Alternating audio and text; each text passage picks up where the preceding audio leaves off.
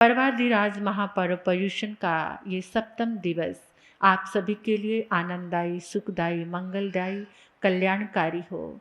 आप सभी के जीवन में आनंद का वास हो, विवेक का जागरण हो, ऐसी मंगल भावना सभी के लिए। अभी मैं गीत गा रही थी, हम तुमको क्षमा देंगे, तुम हमको क्षमा देना।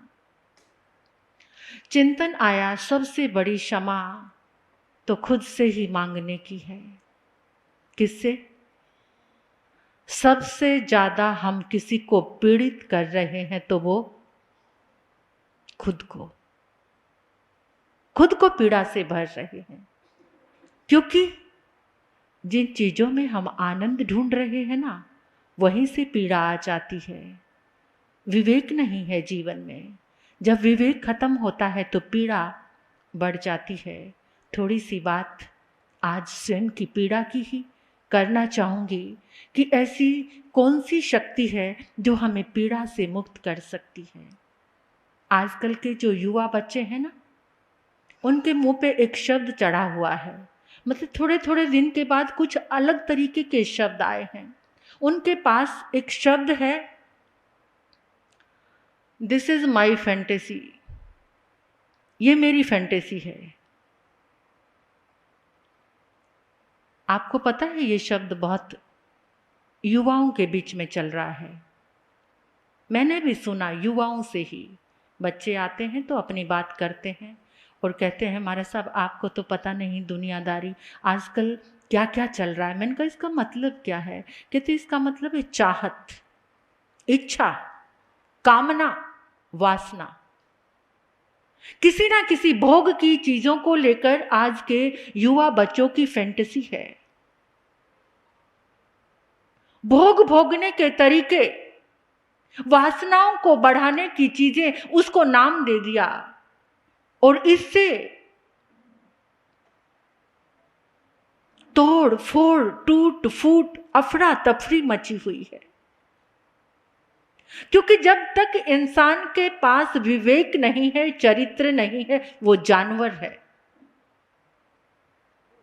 जानवर पता है क्या करते हैं?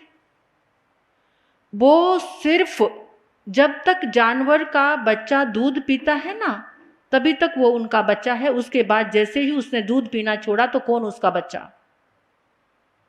और जहां पर इंसान के भोग की इतनी ज्यादा लालसा चल पड़ी है और ये बढ़ता जा रहा है भोग, आज भगवान महावीर के एक संदेश की बहुत बड़ी जरूरत है इस पूरे विश्व को। कौन सा? भोग परिमाण व्रत, स्वदार संतोष व्रत। प्रभु कहते हैं कि भोग भोगो, लेकिन उसमें परिमाण करो, विवेक लेकर आओ। अगर विवेक नहीं आएगा, इसी फैंटेसी की चाहत में तो कितने घर टूट रहे हैं। ये फैंटेसी क्या? Extra marital affair. और ये वासना कहां से आ रही है? जो इतनी ज्यादा वासना की उत्तेजना बढ़ती जा रही है, ये कहां से आ रही है? इसको बढ़ाने के अनेकों तरीके हैं। Amazon, pornography, media, social media, यानी इससे कितनी, क्योंकि आज इंसान एक भोग की वस्तु बन गया है। आप देखते हैं ना, जो बहनें, मेरे भाई, जो बच्चे रील्स देखते रहते हैं, लड़कियों ने अपने कपड़े भी उतार दिए हैं लाइक और कमेंट लेने के लिए। इतना भयंकर कैसा चल रहा है ये वातावरण। इस समय मेरे महावीर के संदेश की जरूरत है, जिससे मन को शांति मिल सके। उसी की मैं थोड़ी सी बात करना चाहूंगी। पोर्नोग्राफी देखते देखते मन इतना अस्वस्थ हो जाता है, इतना बीमार हो जाता है, इतना उत्तेजित हो जाता है कि वो इंसान वो करने के लिए चल पड़ता है जो कल्पना से भी बाहर है। अभी अभी हरियाणा के भिवानी में कहते हैं कि इतना भयंकर एक लड़की मनीषा का रेप केस हुआ है कि जो दुनिया में आज तक नहीं हुआ, और ऐसी क्रूरल हत्या जो सबसे चरम पर थी, उसका यूट्रस निकाल दिया। किडनी निकाल दी, जो पाइप नली थी वो निकाल दी, आंखें फोड़ दी, गर्दन काट दी उस बच्ची की। 18 साल की बच्ची थी वो, 18 साल की गरीब मजदूर की बेटी थी।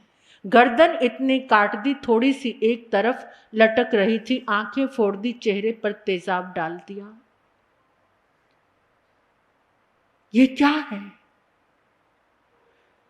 इतना कुछ होने के बाद भी ये बढ़ता ही चला जा रहा है। जगह जगह मेडिटेशन सेंटर खुले हुए हैं, लोग भाग रहे हैं परम शांति परम कल्याण को पाने के लिए। लेकिन जहाँ से ये सोर्स आ रहा है, ये सोशल मीडिया, जब जब इंसान उस पोर्नोग्राफी को देखता है, जब वो नेटफ्लिक्स पर आ रहे, अमेजोन पर जो जो मूवीज आ रहे हैं, जब वो उनको देखता है तो वो एक हिंसक क्रूर वासना का भेड़िया बन जाता है और फिर उसके सामने जो भी है उसको नोच खाता है। वो इतना भयंकर दरिंदगी से भरा हुआ वातावरण, इस वासना की आंधी में इंसान की मानवता खो गई है, वो दरिंदा बन गया है। तो पुनः आवश्यकता है, जब तक इस देश का बच्चा भगवान महावीर का सूत्र क्या एक पत्नी व्रत को धारण नहीं करेगा, तब तक इस देश की बेटियां सुरक्षित। उनको पता नहीं व्रत क्या होता है, क्या है भोग परिमाण व्रत। आपके घर के बच्चों को भी नहीं पता होगा। भोग की जो चीजें हैं उनमें परिमाण करना, उसमें विवेक करना, उसमें जागरूक होना, यही है भगवान महावीर का परिग्रह का संदेश कि परिग्रह में तुम परिमाण करो। और जो हमारे 20 के 22 तीर्थंकर थे, दूसरे तीर्थंकर भगवान से लेकर भगवान पार्श्वनाथ तक, उन्होंने स्त्री को परिग्रह के बीच में ही लिया था। 4 महाव्रत थे, स्त्री को परिग्रह के साथ ही जोड़ दिया था, क्योंकि स्त्री को भोग की वस्तु, और आज भी समझते हैं भोग की वस्तु, और स्त्री ने खुद को भोग की वस्तु बना दिया है।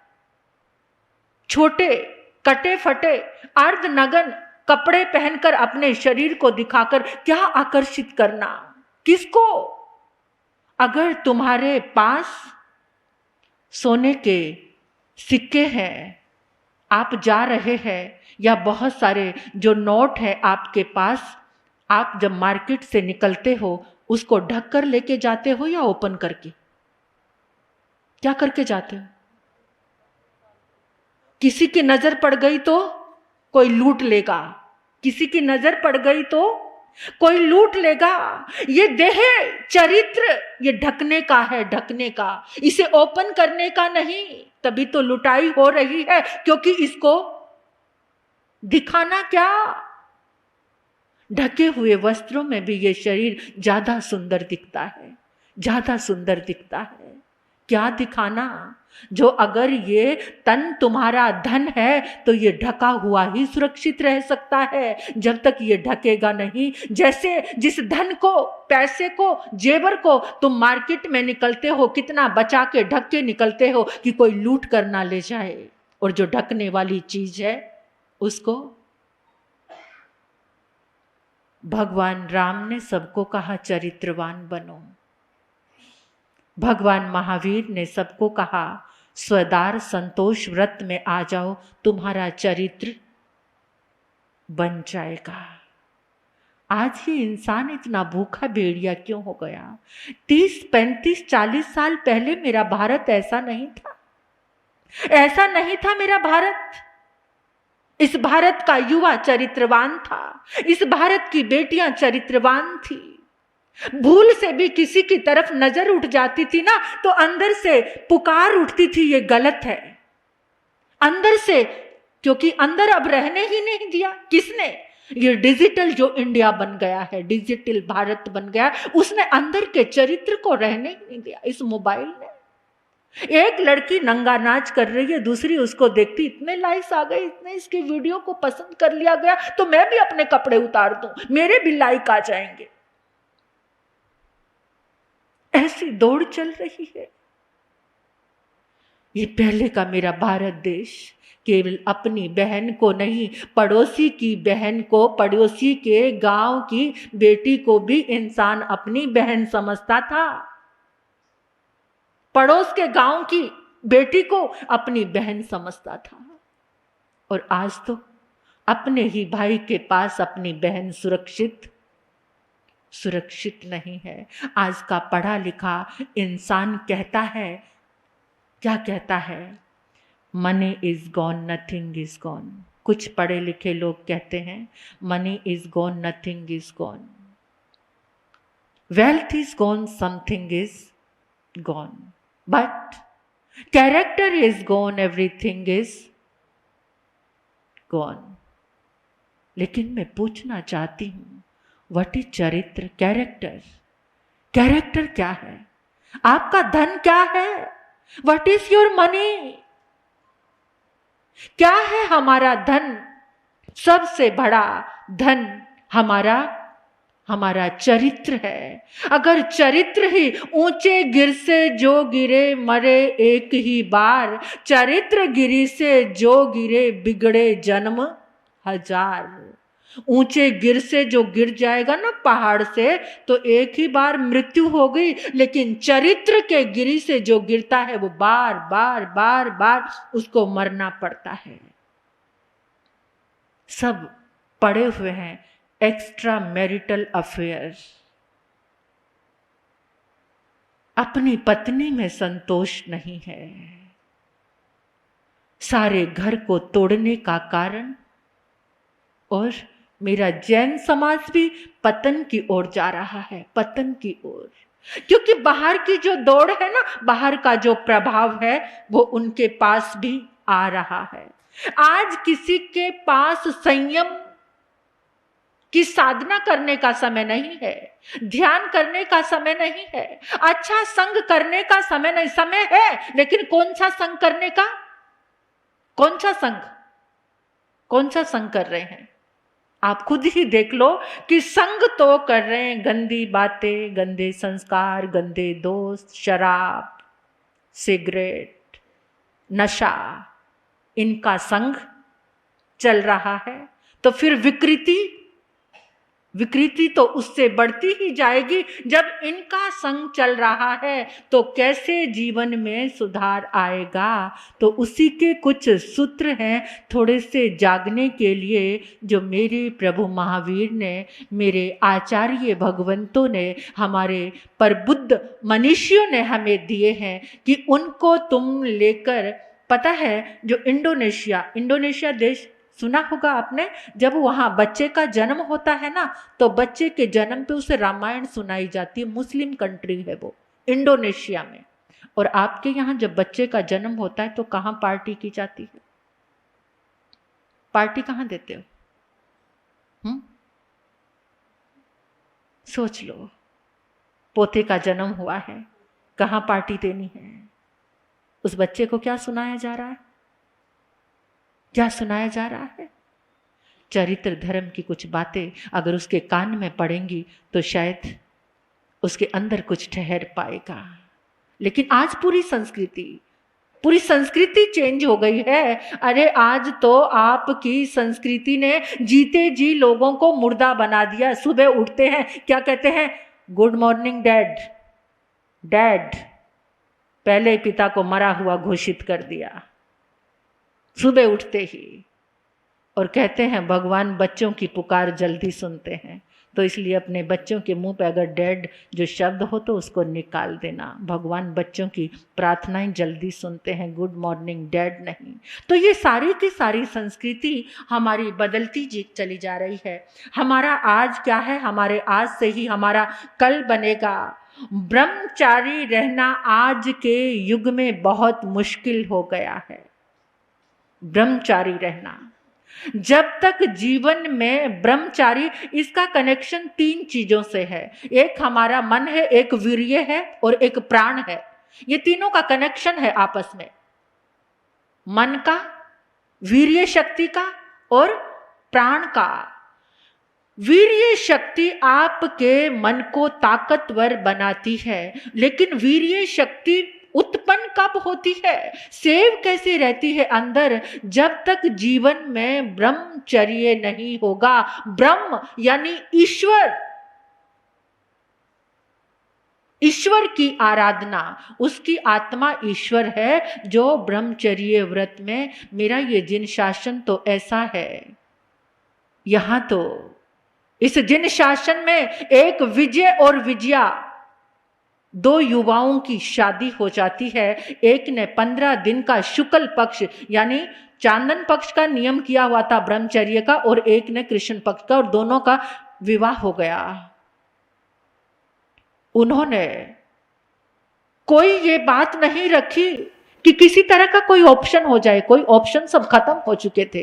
बहन भाई के जैसा जीवन, और परमात्मा ने अपने धर्म संदेश में कहा था कि कोई एक बार उनको देख ले तो 1 लाख गाय के दान करने के जैसा है। ऐसे ब्रह्मचर्य, किसी को बताया भी नहीं कि हमारा ब्रह्मचर्य व्रत की आराधना चल रही है। ऐसा देश है मेरा, ऐसा जिन शासन है मेरा, जहां पग पग पर हर कन्या, हर युवा एक संकल्प लेता था ब्रह्मचारी रहने की, अपनी शक्ति को सेव करने की, और वो शक्ति सेव होती है, वो वीर्य शक्ति। अगर आपके वीर्य नहीं है तो मन एकदम विचलित रहेगा, मन रोगी रहेगा, मन पागल के जैसा हो जाएगा, मन के अंदर विषय वासनाओं के तूफान उठेंगे, क्योंकि वीर्य शक्ति की कमी है, क्योंकि मन में ब्रह्मचर्य का वास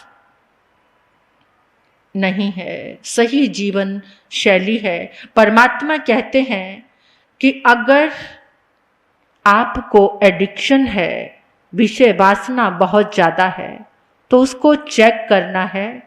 ज्यादा वासनात्मक वीडियो नहीं देखना।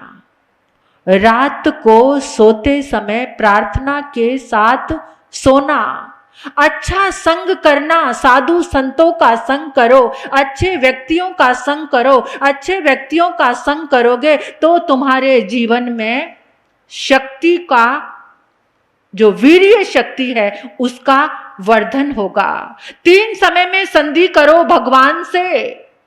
3 समय कौन से? जो 3 समय मिलते हैं, उस समय भगवान से संधि करो तो तुम्हारी वीर्य शक्ति की बढ़ोतरी होगी। सुबह उठे सूर्योदय के समय, दोपहर के 12 बजे के समय, संध्या या फिर रात्रि को जब सो रहे हो। आजकल तो रात्रि का पता नहीं है कि रात कब हो रही है, किसी को पता नहीं। जैसा वीडियो आप देखकर, अश्लील वीडियो देखकर सोओगे तो सुबह उठोगे तो हालत कैसी होगी, खुद ही नोट करके देख सकते हैं सब, कि आप अश्लील वीडियो देखकर सो रहे हैं तो सुबह उठकर हालत कैसी होगी। मेरे समाज को जागने की जरूरत है। इस समाज में 2 कैटेगरीज हैं, एक लोअर कैटेगरी है, एक अपर कैटेगरी है। लोअर कैटेगरी वाले लोग रेप कर रहे हैं, जो लोअर कैटेगरी में है वो रेप कर रहे हैं, और जो अपर कैटेगरीज में है वो क्या कर रहे हैं, वो हायर कर रहे हैं। एक ही समय में हायर कर रहे हैं लड़कियों को। और आज तो इतना तमाशा हो गया है कि जिसके पास धन और भोग की वस्तुएं देखी, वहां पर ना बूढ़े का विवेक है ना जवान का। एक बार मैंने एक न्यूज सुनी थी कि एक 25 साल के लड़के ने 60 साल की महिला से विवाह कर लिया। 25 साल के लड़के ने 60 साल की औरत से विवाह कर लिया। 22 साल की लड़की ने 70 साल के बूढ़े से विवाह किया है।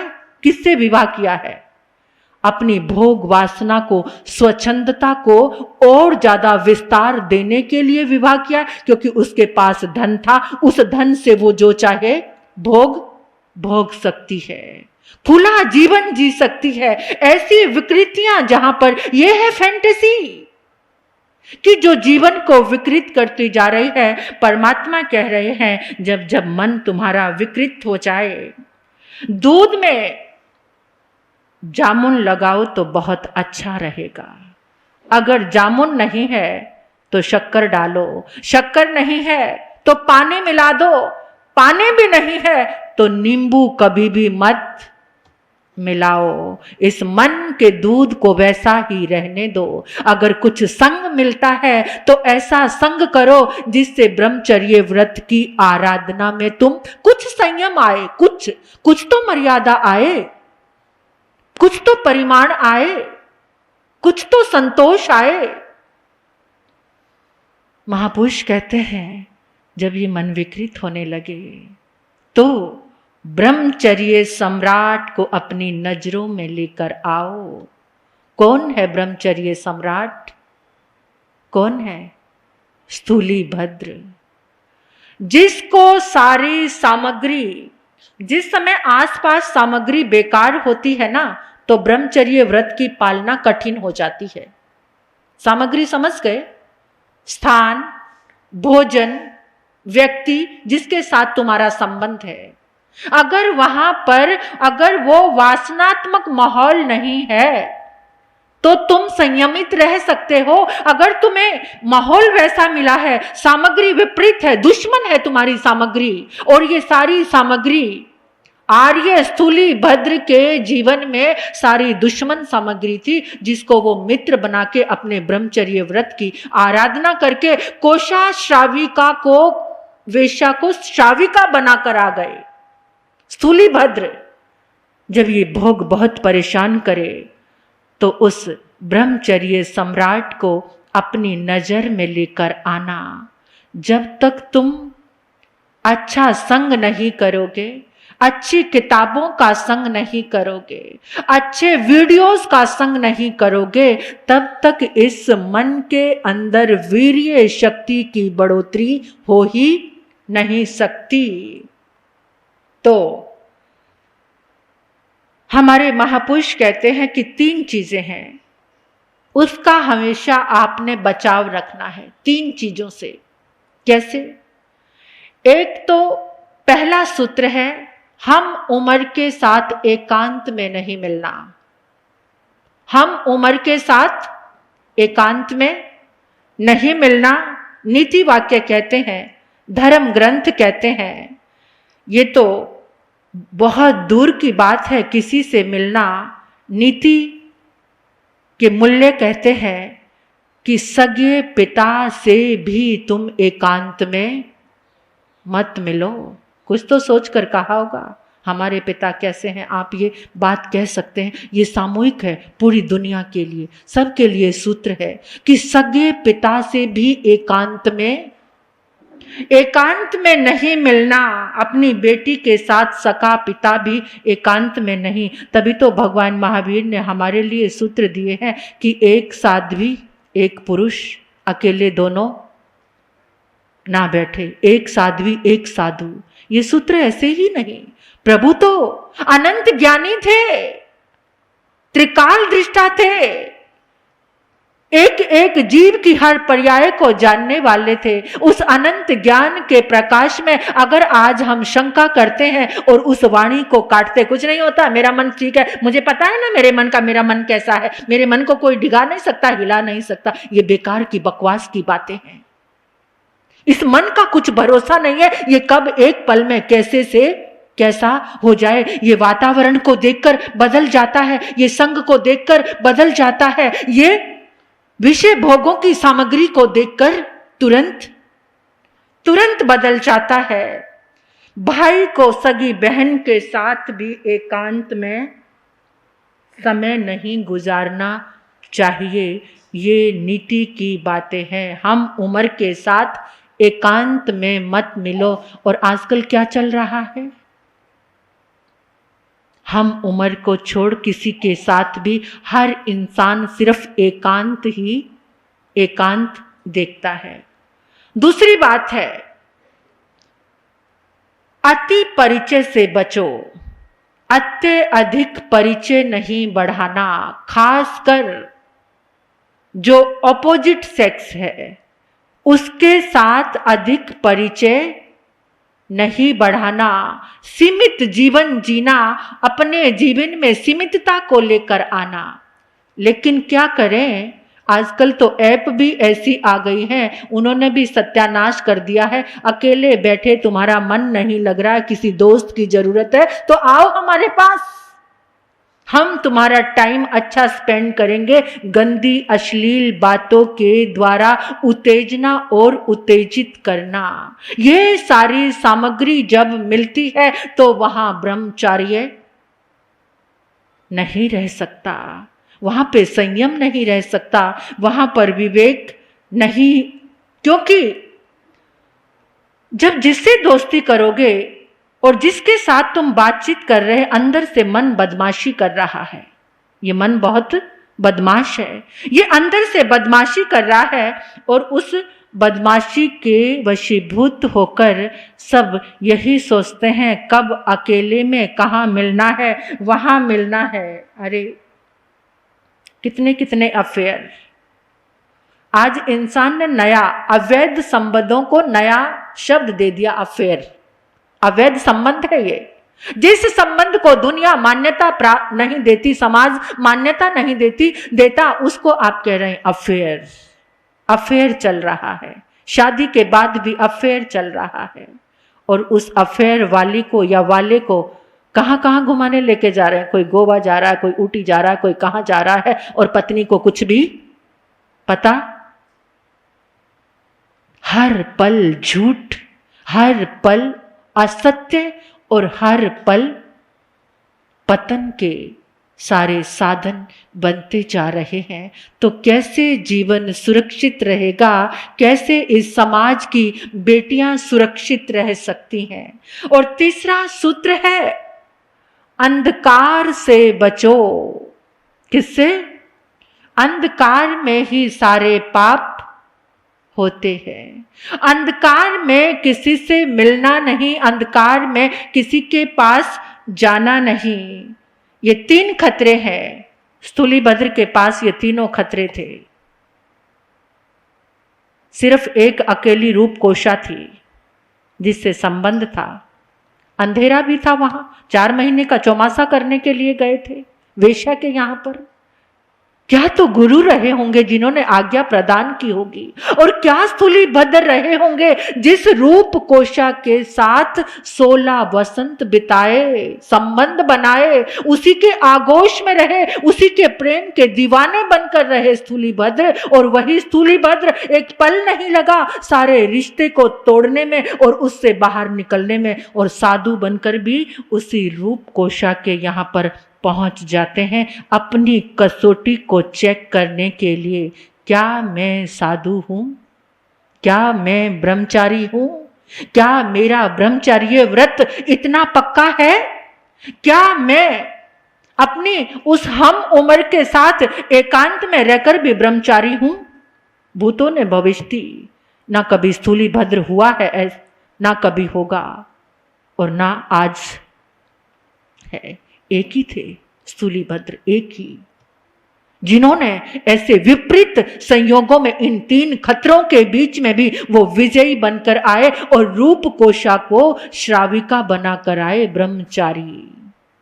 ब्रह्मचर्य व्रत में उसको रंग कर आए। और भोजन भी पता उनका दुश्मन था। जो ब्रह्मचारी का दुश्मन भोजन कौन सा होता है? गृष्ट भोजन। और रूपकोशा ने देखा मेरे नाथ, मेरे स्वामी, मेरे प्रियतम इतने वर्षों के बाद मेरे पास आए हैं। एक से बढ़कर वैद्य के पास जाती है और कहती है कि वो सारे के सारे ऐसी दवाएं मुझे दे दो कि मैं भोजन में मिक्स करूं और उसके अंदर काम उत्तेजना उत्पन्न हो, वो मुझे अपना ले। मेरा प्रियतम बहुत वर्षों के बाद मेरे पास, लेकिन उस भोजन का कोई असर नहीं।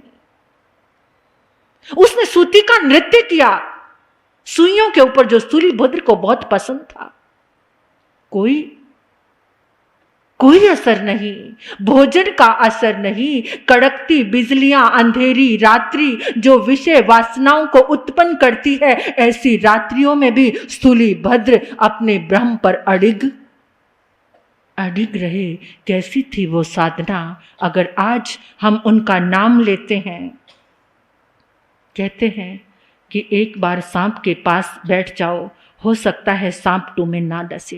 एक बार को जहर पी लो, हो सकता है कि वो जहर तुम्हारे शरीर पर प्रभाव ना करे।